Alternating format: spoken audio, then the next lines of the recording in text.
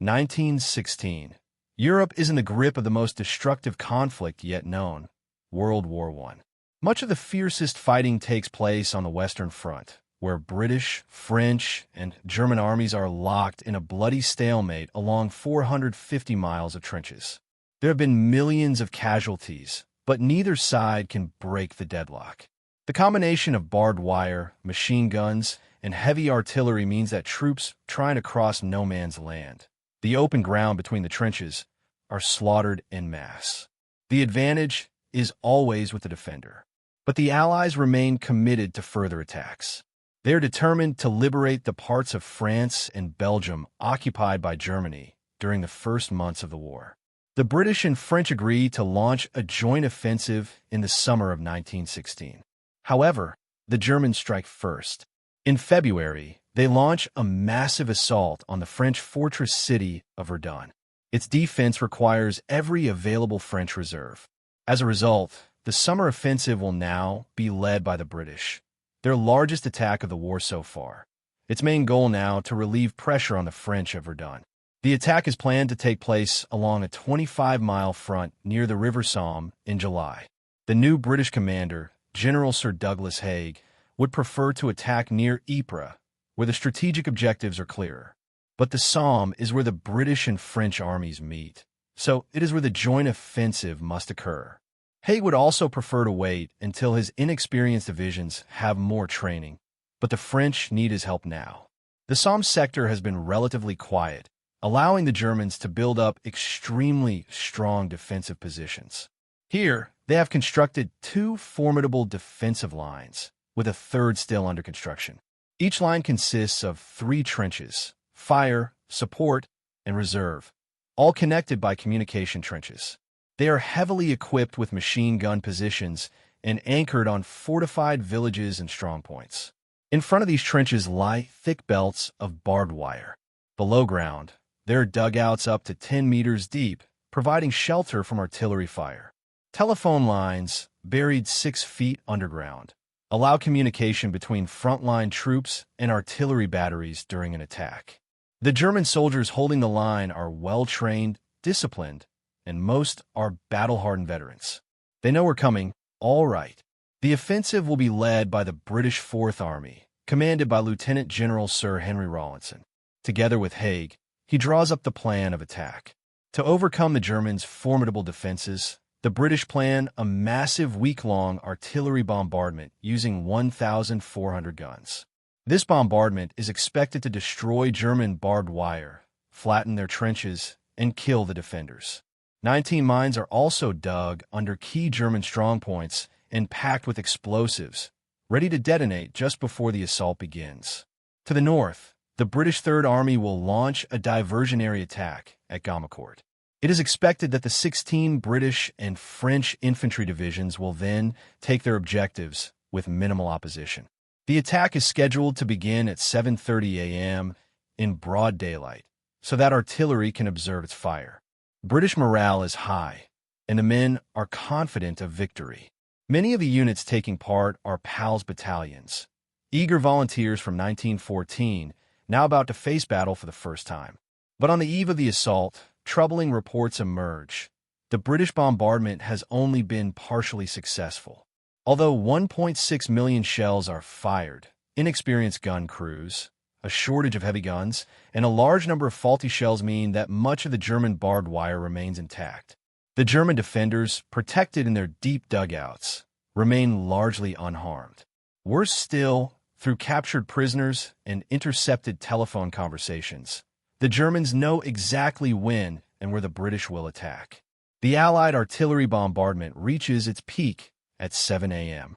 At 7:20, the British detonate a massive mine beneath the Hawthorne Redoubt, a German strongpoint, and rush forward to occupy the crater. At 7:28, more mines explode under German positions along the front. At 7:30, the bombardment shifts its fire to the Germans' second line, and British and French infantry begin their advance across no man's land. Meanwhile, German troops race up from their dugouts and set up machine guns. It's a common myth that all British infantry calmly walked across no man's land in lines. Some units did, but most sent men ahead before the bombardment lifted, so the final dash would be shorter.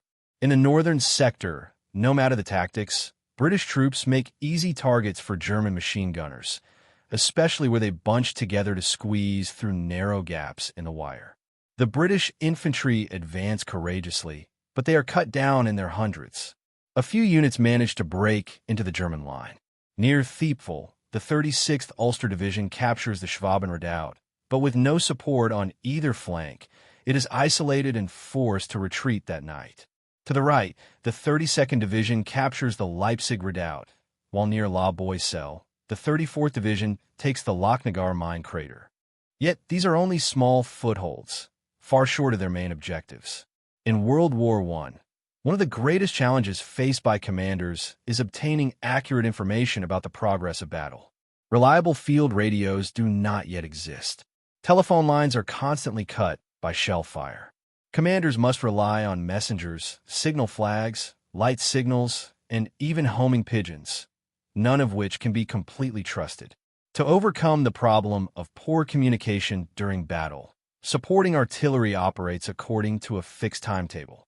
During an attack, the gunners shift their fire onto the next line of enemy defenses at a set time. So, when the infantry begin their advance, the artillery adjusts its fire to the second line of German trenches. But if the infantry are delayed or held up, the artillery keeps moving forward according to schedule, leaving the soldiers behind, exposed to deadly machine gun fire.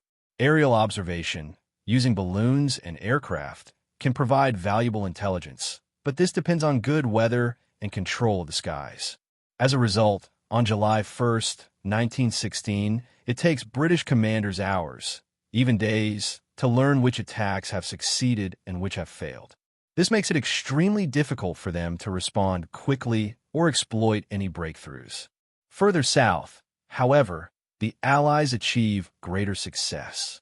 Despite heavy losses, the 21st and 7th Divisions capture Mammoets and isolate the heavily defended village of Fricourt, which the Germans abandon overnight.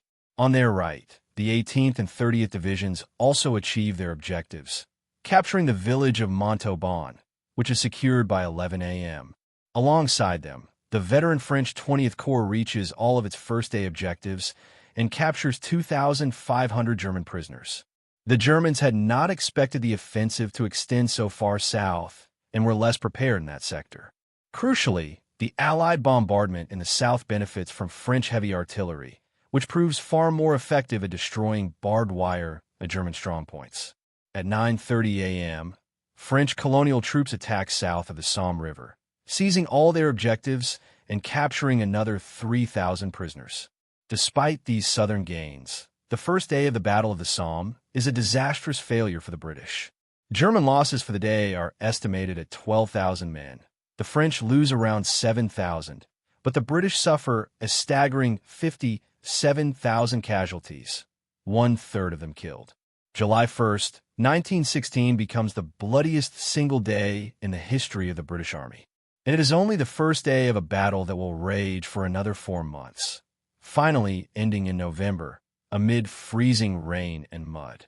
By then, the Allies have advanced barely 10 miles at a cost of 430,000 British casualties, 200,000 French casualties, 450,000 German casualties. The Battle of the Somme becomes one of the bloodiest battles in human history. In British memory, the Somme is often remembered as an unmitigated disaster, a tragic symbol of incompetent leadership and the wasteful sacrifice of brave soldiers. But to those who fought it, and to many back home, the Somme was also seen as a necessary and hard-won success. The casualties were enormous and deeply painful, but every nation fighting in Europe was suffering horrific losses as generals struggled to solve the deadlock of trench warfare. At the Somme, the British not only helped save their French allies, who went on to defeat the Germans at Verdun, but also learned vital lessons about how to fight on the Western Front. Above all, the Battle of the Somme became a costly but crucial step, a brutal war of attrition that slowly wore down the German army. It was an immensely painful, yet essential, stage on the long and bloody road to victory.